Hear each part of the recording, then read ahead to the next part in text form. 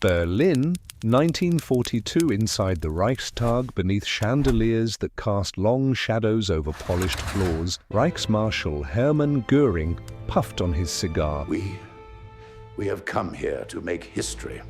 With the confidence of a man who believed the skies belonged to him. Draped in his oversized uniform, medals gleaming, he smirked at the latest reports crossing his desk. Word had reached Germany that across the ocean, President Franklin Roosevelt had made an audacious promise. America would build 50,000 warplanes in a single year. To Göring, this was laughable. He had seen the United States as a nation of cars, jazz and chaos, not a disciplined war machine. The idea that they could outproduce the Luftwaffe sounded absurd. When he spoke, it was with arrogance thick enough to fill the chamber. He mocked the Americans openly, scoffing that they didn't have the resources, the workers, or the resolve to meet such a goal. "They cannot build 50,000 aircraft in a year," he sneered, drawing chuckles from the Nazi leadership gathered around him. To his mind, American factories might churn out Chevrolets and Coca-Cola, but never fleets of bombers. And so his laughter echoed off the marble walls, the laughter of a man who thought his enemies weak and his empire invincible. But the arrogance of one moment can become the humiliation of another. Beyond the Atlantic, in the sprawling cities of Detroit, Seattle, and Los Angeles, the hum of machinery was already rising. Assembly lines that once produced automobiles now stretched endlessly with the skeletons of bombers. Women in bandanas tightened bolts with rivet guns, immigrant laborers hauled steel frames, and engineers retooled factories to build engines by the tens of thousands. Factories didn't sleep. They glowed through the night, steam and sparks shooting skyward, as America's industrial army woke from its slumber. For every dismissive word Göring spoke, another B-17 rolled off the line. By 1943, the results began to thunder across Europe. First came waves of bombers, small at first, then larger, formations so tight they cast shadows over entire towns. German civilians stared upward in disbelief. Luftwaffe pilots scrambled desperately, knowing each raid meant losses they could no longer afford. And Göring, who once laughed, began receiving reports he could not ignore. The numbers were staggering. What Roosevelt had promised was no longer a fantasy. It was becoming reality, one bomber at a time. And then, by 1944, the impossible happened. America didn't just build 50,000 aircraft, it built over 100,000 planes in a single year. Bomber streams stretched from horizon to horizon, escorted by sleek P-51 Mustangs, blotting out the sun over Berlin. The Reichsmarshal, who once mocked America's ambition, now watched his Luftwaffe wither under a storm of steel and fire that no propaganda could explain away. His laughter had turned to silence, his boasts to shame, as he saw his Air Force crushed not only in battle but in spirit. This is the story of arrogance undone by industry, of pride broken by production line, and of the day Göring learned the sky itself could be conquered not just by courage, but by factories running at full throttle. Before we dive deeper into this forgotten chapter of history, let me ask, do you believe that arrogance always blinds leaders before they're down? If you're ready to uncover more secrets of World War II, type yes in the comments.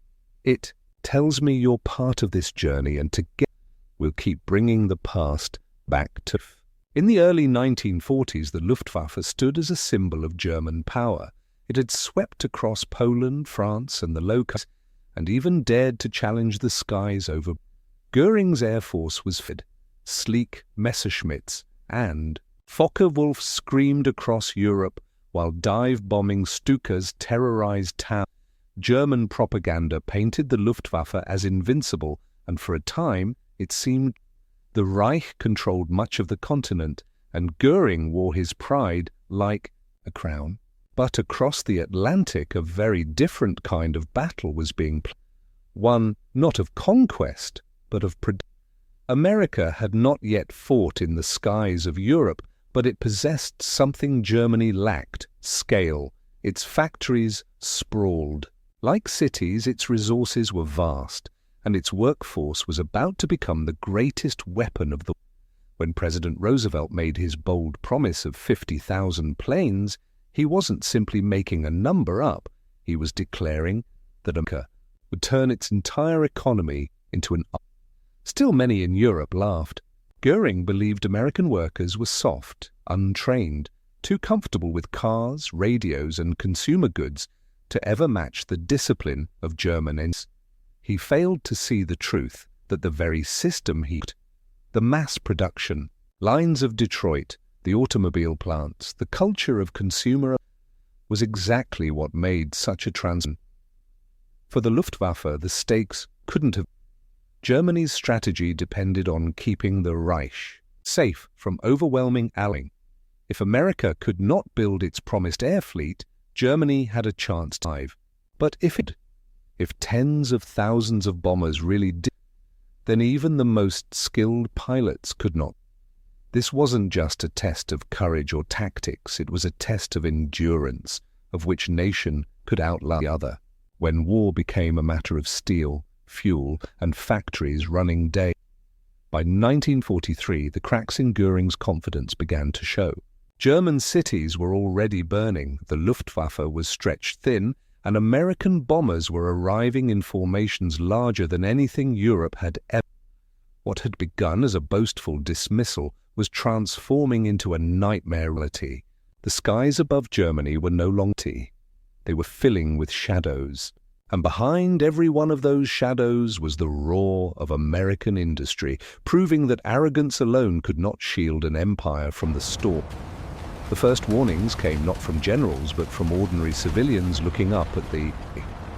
In 1943, German towns heard the distant drone of engines, faint at first, then swelling until windows rattled in them. People ran into the streets, shading their eyes against the sun, expecting to see the familiar sight of a few bombers, predictable. But what appeared above the clouds was something else. Tight formations of American B-17s stretched across the horizon, their wings glinting like a river of steel. For the Luftwaffe, it was a moment of belief. German pilots scrambled from their airfields expecting to pounce on undefended formations. Until now, bombers had always been vulnerable once they reached deep. But as the German fighters climbed, the truth became clear. These formations weren't breaking apart, and they weren't connected. They held their ground, flying in groups, their gunners bristling power. The sky seemed to shimmer with hundreds of 50 caliber guns, ready to meet every intercept on. Inside the cockpits of Messerschmitts, shock gave fear. Pilot radioed frantically about the sheer size of the American fleet. Some accounts described the moment real. Bombers filling the entire sky, so tightly packed that it seemed impossible to fly. For Luftwaffe veterans, it was the first sign that Göring's laughter had... The Americans were not bluffing. They had arrived in force. On the ground, civilians stared in horror. Housewives clutched children as endless rows of bombers rumbled overhead. Sun. Factories, rail yards, and cities that once believed themselves untouchable now lay directly in the path of the storm. One German wrote, "The sky looked alive as if an iron curtain was it. We could do nothing." This was the arrival prize. Not a trick, not a rumor, but the visible proof that Roosevelt's was. What Göring had mocked as impossible was already filling the skies, and this was a beginning. What the Luftwaffe began to see in the skies was only a fraction of the machine that produced it. Across the Atlantic, far from the front lines, an army of workers was waging a different kind of war. A war of production. Cities like Detroit, Seattle, and Los Angeles overnight. Automobile factories that once rolled out Chevrolets, and Fords now produced bombers, engines. The famous Willow Run plant in Michigan became a symbol of automation. There, Henry Ford's engineers designed an assembly line so vast that it could roll out one complete B-24. liberate 63 minutes. The staggering. By 1944, the United States produced over 100,000 aircraft a single year. That meant bombers, fighters, and transports in quantities Germans didn't dream of. Factories didn't sleep. They ran 3 shifts, 24 hours a day, glowing through the night like cities within cities. Men and women worked side by side, their hands blistered, their faces smeared with grease, but their determination unbroken. Posters hung on winding them. The planes you build today will sorrow. Meanwhile, factories lay vulnerable under constant bombing. Every week, raids destroyed machine shops, rail networks, and power plants. Workers labored in underground tunnels, exhausted and malnourished, struggling to repair what had been shattered. For every German fighter completed, America built 10. For every Luftwaffe squadron launched, an entire wing of fresh Allied bombers replaced it within days. Göring's mocking laughter in 1942 now seemed like a cruel joke by 1944. Even the Luftwaffe's own commanders began to lose faith. Reports described how the Americans could afford to replace hundreds of planes in a month without blinking, while Germany struggled to replace dozens. The imbalance was no longer tactical, it was existential. This was not a duel of pilot against pilot. It was an avalanche of steel against a dwindling force. One Luftwaffe officer later confessed, "We were not just fighting American pilots, we were fighting their factories, their workers, and their resources. We could never hope to match them." The truth was clear. The Reich's skies would not be lost in a single battle, but drowned under a tidal wave of American production. The very thing Göring had sworn would never happen. If Göring had underestimated anything more than America's factories, it was the ingenuity inside them. The United States didn't just build planes in vast numbers, it built them smarter, faster, and better. The turning point came when engineers combined American production methods with British innovation. The Rolls-Royce Merlin engine, licensed for mass production in America by Packard, transformed the P-51 Mustang from a promising prototype into a weapon that could escort bombers all the way to Berlin. Inside Detroit's Packard plant, workers assembled Merlins by the thousands. The sound of hammers, drills, and stamping presses echoed like thunder across the factory floor.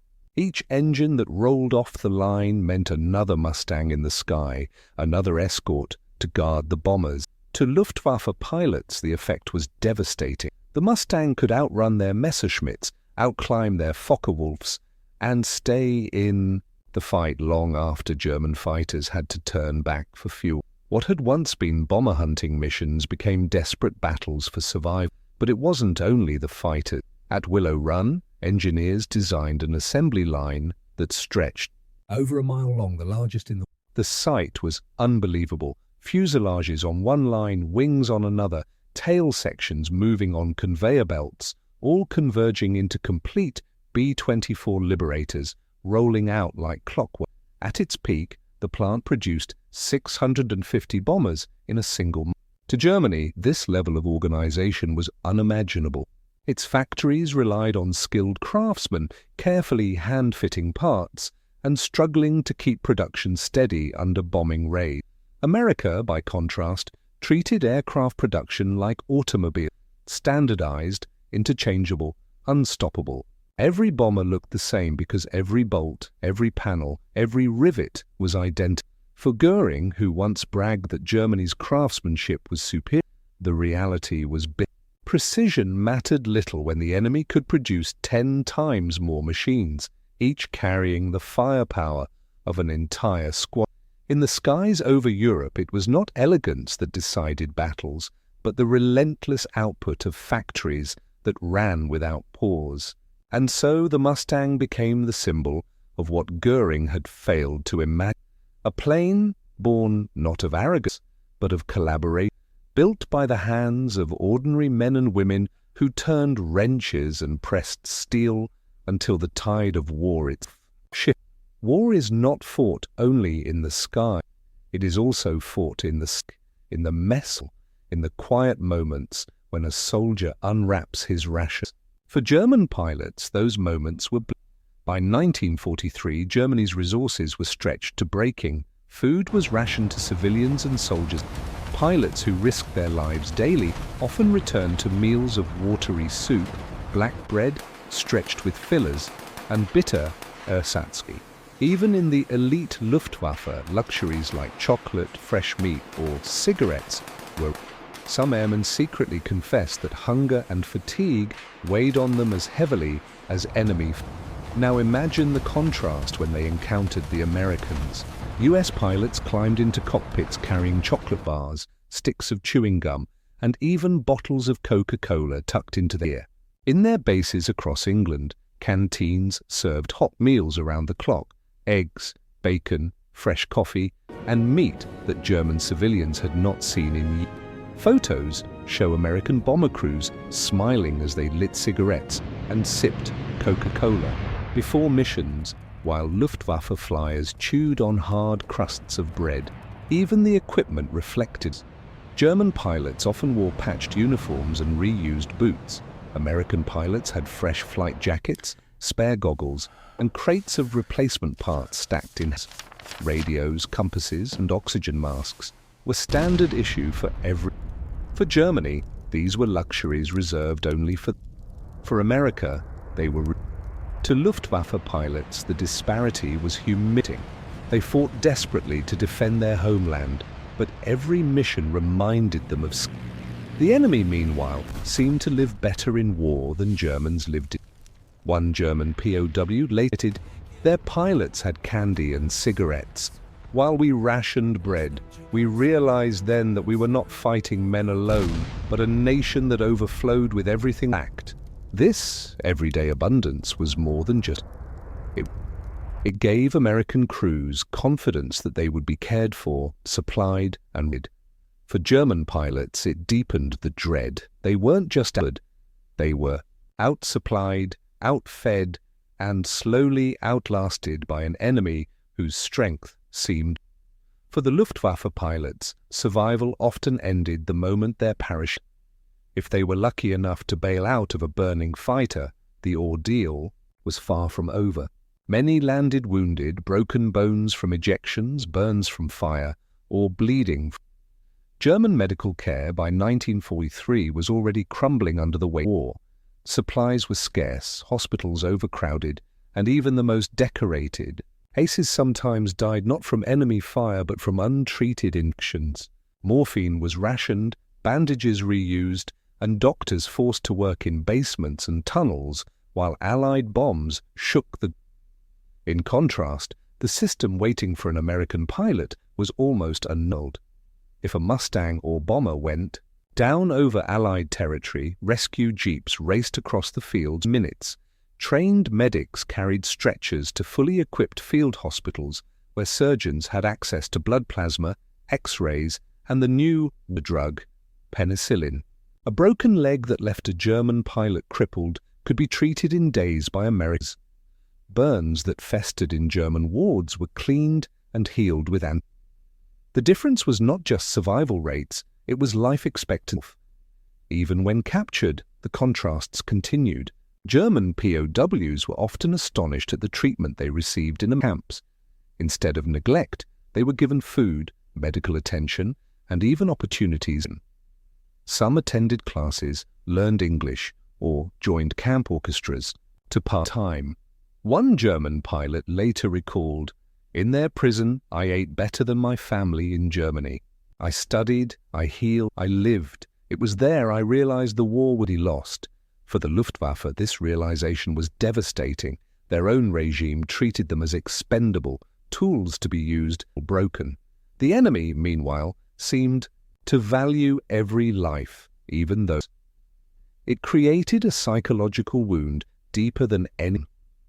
German pilots began to see that their loyalty had been given to a system that offered them nothing in return, while opponents, with all their abundance, treated even enemies. This humanity was perhaps the most shocking contrast of all, because in the end the Luftwaffe wasn't only defeated by planes or bombs, it was defeated by a vision of war where the enemy refused to abandon men, and sometimes even It was February 1944 when the vision of German control of skies finally. Until then, the Luftwaffe still clung to the belief that skill and experience might hold. German pilots had grown up believing themselves the heirs of the flying aces of the World War. They still wore that legend like armor, even as losses mounted. But legends cannot shield men. And that reality came crashing down on March 6, 1944, the day Berlin itself was bombed. The morning began with a sound Berliners had come to fear, but never before heard at such scale. It was not the shriek of a lone siren, not the drone of a handful of planes, but the thunder, hundreds, then thousands of engines. Windows rattled, dishes shook on shelves, and children clutched at their mothers as the roar grew heavier. Civilians streamed into the streets, squinting against the pale winter sun, and what they saw from in place. The sky was alive with bombers. Nearly 700 B-17s and B-24s stretched across the horizon, flying in precise formation, their wings gleaming silver agate. To the people of Berlin, it looked less like an air raid and more like an invasion of the heavens. The sheer size of the fleet made bull. Above the rooftops of Hitler's capital, daylight itself seemed swallowed. The Luftwaffe scrambled everything it could. Airfields buzzed with frantic orders as Messerschmitts and Focke-Wulfs clawed. Young recruits, many with only weeks of training, joined veteran aces who had survived since Britain. Radios cracked desperation. Form up! Intercept! Stop the city! But for every German fighter that rose, there seemed to be 2 Mustangs waiting. This was the true horror of the day. In the past, bombers had been vulnerable once they pushed deep into German airspace. Pilots relied on that moment, the point where escorts turned back and bombers became prey. But on this day, the bombers were not alone. The P-51 Mustangs, sleek, fast, and merciless, escorted them all the way to Berlin. They dove out of the sun, cutting into German formations, scattering interceptors before they could even line up their shots. It was as though the bombers had grown wings of their own. Dogfights raged over the city, tracer fire streaking across the clouds, aircraft spiraling down in trails of smoke. For the Luftwaffe, the losses were catastrophic. By the end of the raid, 68 German fighters were destroyed in a single day, many with their pilots gone forever. It was not just a defeat, it was a massacre, the kind the Luftwaffe could not afford. Every ace lost was irreplaceable. Every squadron cut down was another hole in a defense that no longer existed. And the bombers, they pressed on, dropping thousands of pounds of explosives into the heart of Berlin. Factories, rail yards, and military depots burned. Civilians huddled in shelters as the city shook. For the first time in history, Berlin, the proud capital of the Reich, the city Hitler boasted would never fall, had been struck in daylight.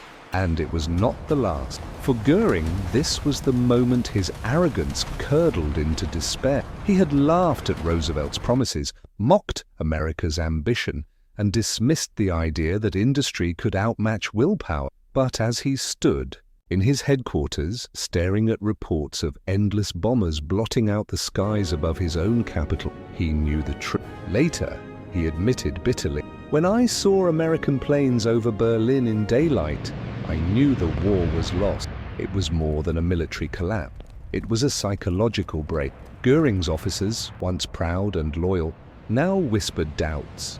Pilots who returned from the raid spoke in haunted voices, describing skies so full of bombers it seemed pointless to fight. Some even said it felt like the air itself had turned against them. The Luftwaffe had not simply been beaten, it had been humiliated. An air force once feared across the world was now reduced to fragments, swarmed by machines rolling endlessly off American assembly line.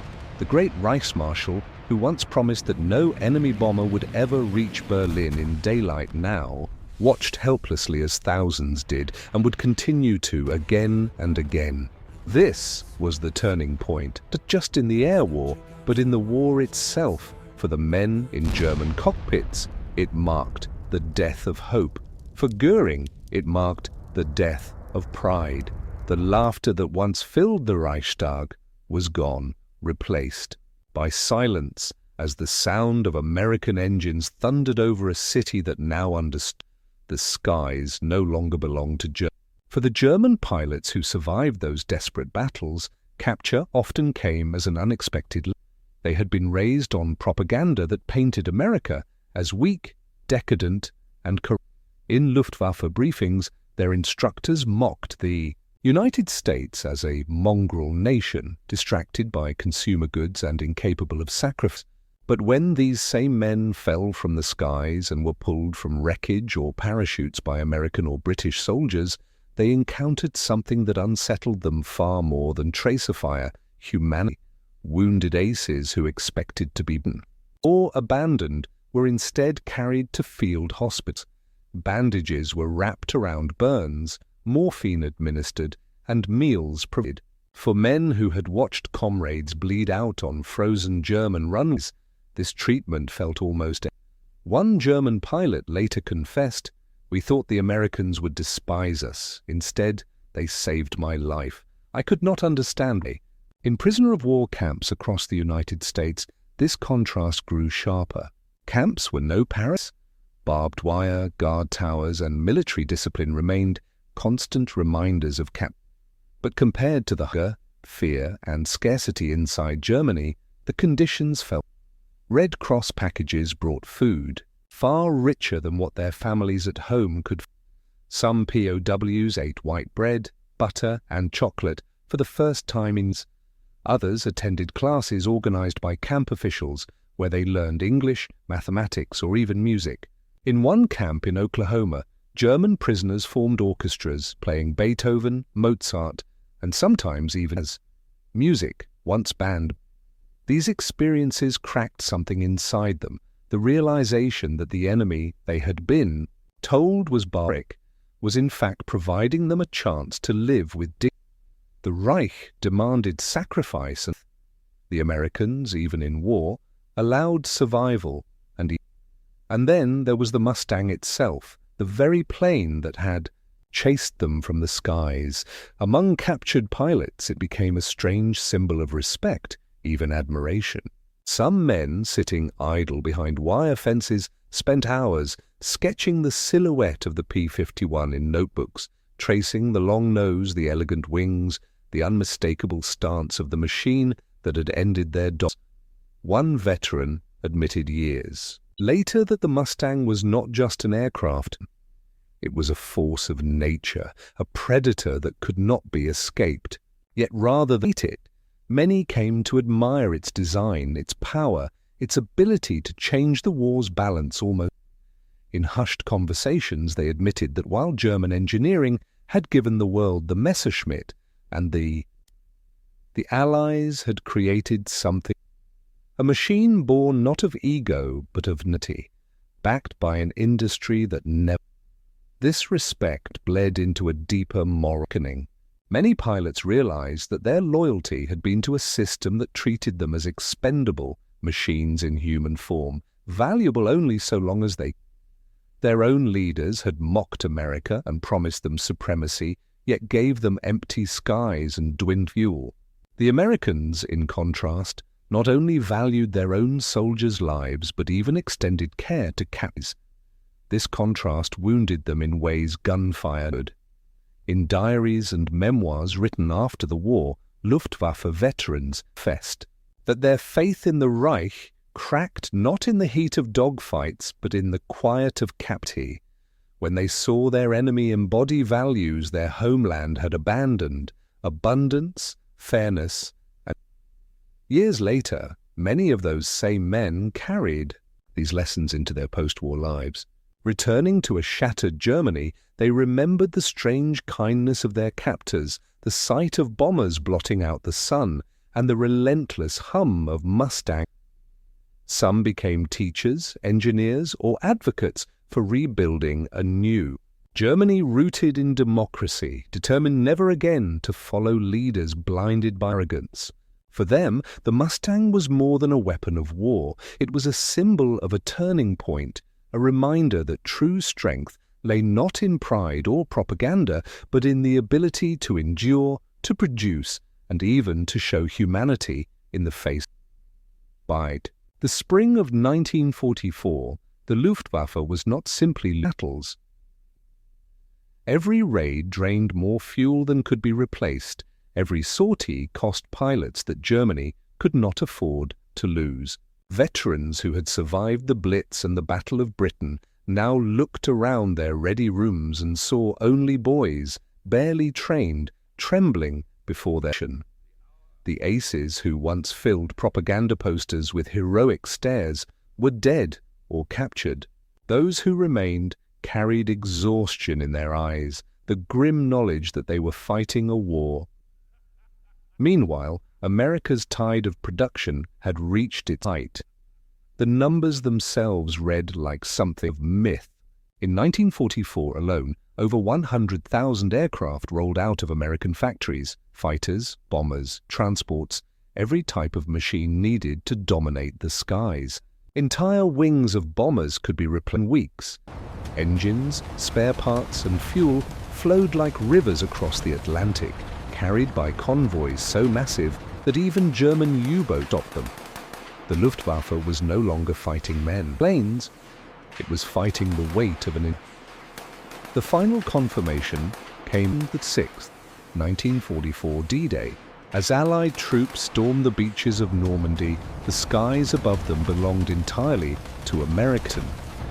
Thousands of Mustangs, Thunderbolts, and Spitfires patrolled the air, while bomber fleets struck railways, bridges, and artillery. Position unity. German defenders on the beaches looked upward in vain, waiting for Luftwaffe support that arrived. Their radios crackled with desperate calls, but the response silence. The Air Force that once symbolized Germany's had been broken. Göring's promise that no enemy bomber would ever reach Berlin in daylight now lay in ruins, mocked by the thunder of engines that filled the sky from horizon to horizon. Inside Germany, the consequence is catastrophic. By 1945, cities burned under relentless firebombing. Dresden, Hamburg, Cologne, and countless others were reduced to rubble. Trains no longer moved safely in daylight. Convoys were shredded before reaching the front. Factories shut down not because of lack of will, but because workers could not even reach them under skies patrolled by Allied fighters. The Mustang had turned the Reich's heartland into a battlefield, stripping away its ability to supply armies. For civilians huddled in basements as bombs fell, the once proud Luftwaffe seemed a ghost, a shadow of what it had been, to protect even the capital itself. And what of Hermann Göring, the man whose laughter had once filled the Reichstag? By 1945, his arrogance had soured into visible defeat. Once bloated with pride and luxury, draped in medals and flamboyant uniforms, he now appeared tired, heavy, and broken. Reports describe him as increasingly isolated, mocked even within Hitler's circle for his failures. He had promised supremacy, yet delivered humiliation. He had laughed at Roosevelt's ambition, only to watch American bombers fill the skies in numbers that defied imagination. For Göring, the man who once declared himself master of the Luftwaffe, the sight of those endless formations was not merely a strategic defeat. It was a personal humiliation that stripped away his myth of power. The Luftwaffe's final collapse was swift. By the last months of the war, German pilots often flew without fuel for training, sent into combat after only a handful of hours behind the stick. Many were shot down on their very first mission. The planes themselves, once marvels of engineering, rolled out of factories unfinished, assembled in underground tunnels, lacking parts or reliable engines. Against the polished, mass-produced Mustangs and Liberators, they stood no chance. The big skies had become a slaughterhouse, and Göring could only watch as his proud Air Force died, one mission at a time. Yet within this destruction lay an ironic truth. For many captured German pilots, survival in Allied hands brought revelations that went beyond the battlefield. They had seen America's abundance firsthand, the chocolate in cockpits, the spare parts stacked in hangars, the medical teams rushing to save lives. They had experienced the paradox of being cared for by enemies while their own regime treated them as expendable. In POW camps they read books, studied, and even played music, realizing that the values they had fought against, democracy, fairness, dignity, were the very values that had overwhelmed them. This legacy endured long after the smoke cleared. In the ruins of post-war Germany, former Luftwaffe men carried memories not only of defeat, but of awakening. Some became engineers who rebuilt factories, determined to use their skills for creation rather than destruction. Others became teachers, passing on the hard lesson that arrogance and hubris lead only to ruin. And some simply lived quiet lives, haunted by the memory of Mustang wings cutting through the sky, knowing they had witnessed the moment when the fate of nations turned. For the Allies, the Mustang became a legend. Veterans remembered it as the plane that gave them the confidence to press forward, the machine that made bombing raids survivable, the guardian that watched over them from England to Berlin and back. Pilots wrote in letters home that the Mustang felt alive, almost eager, responding to their hands like an extension of themselves. For bomber crews, its silhouette meant survival, a reassurance that they would not be left defenseless against German interceptors. When historians ask what won the air war in Europe, many veterans still give the same answer: the Mustang. And yet the true story is larger than any single aircraft. It was not only the Mustang that brought victory, but the will of a nation, to transform its entire way of life into an engine of war. Roosevelt's promise of 50,000 planes had seemed laughable to Göring, but America's factories, fueled by the determination of men and women working day and night, turned that promise into reality. By 1944, it was not just 50,000 aircraft, it was 100,000, an avalanche of steel and fire that no arrogance could stop. When the guns finally fell silent in May 1945, the Reich lay in ruins. Göring himself stood trial at Nuremberg, no longer laughing, no longer mocking. He sat bloated and disgraced, stripped of the pride that once defined him, and above him, in the memories of those who fought and survived, lingered the roar of engines that had once darkened Berlin's skies. The story of Hermann Göring and the 100,000 bombers is more than a tale of industry or strategy. It is a lesson in arrogance, in the danger of underestimating an opponent, and in the power of ordinary workers who, with wrenches and rivet guns, changed the course of history. The Luftwaffe did not fall in a single battle. It was buried under the weight of production, drowned in the shadows of formations so vast they seemed endless. And so, history closes its chapter on the Reichsmarshal who mocked his enemies, only to be crushed by their resolve. His laughter is long gone, but the legacy of those bombers and the Mustangs that guarded them remains. A reminder that the mightiest empires can be undone not only by courage in the skies, but by the quiet, relentless strength of factories that never sleep. And so, Hermann Göring's laughter faded into silence. The man who once mocked America's air plans lived long enough to watch his Luftwaffe crumble under the weight of 100,000 bombers and the silver wings of the Mustang. His arrogance was buried in the rubble of German cities, while across the ocean, ordinary workers on assembly lines had proven stronger than his pride. If this story shocked you, if it opened your eyes to how arrogance blinds even the most powerful, type yes in the comments. I want to know how many of you believe these untold lessons of history still matter today. And if you want more hidden chapters, more forgotten battles, and more secrets that textbooks never told you, then subscribe to WW2 Classified, because the past is still alive with lessons. And together we're uncovering them one story at a time.